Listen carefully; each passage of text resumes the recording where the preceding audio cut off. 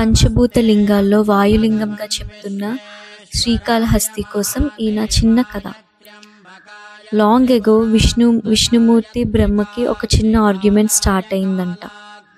అది కూడా గ్రేటెస్ట్ ఎవరు అని. అప్పుడు suddenly a huge pillar of fire appeared. అదే జ్యోతి స్తంభం.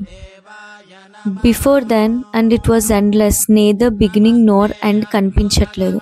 అప్పుడు lord Shiva voice came from inside that flame. ఎవరైనా ఈ జ్యోతిని బిగినింగ్ ఎండ్ని కనుక్కుంటే వాళ్ళు గ్రేటెస్ట్ అని ఛాలెంజ్ ఇచ్చారు.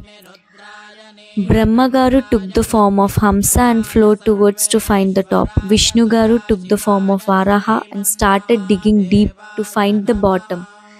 ఇయర్స్ పాస్ అయ్యాయి. విష్ణు గారు టయర్డ్ అయిపోయారు. అడ్మిట్ చేశారు Shiva is an infinity. But Brahma false statement ఇచ్చి కనుక్కున్నానని చెప్పారు. అప్పుడు శివుడు వాయులింగ స్వరూపంగా అపియర్ అయ్యారు.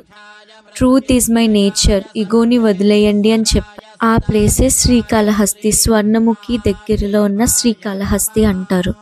ఇక్కడ వాయు ఫామ్లో శివ ఉంటారని అందరూ నమ్ముతారు.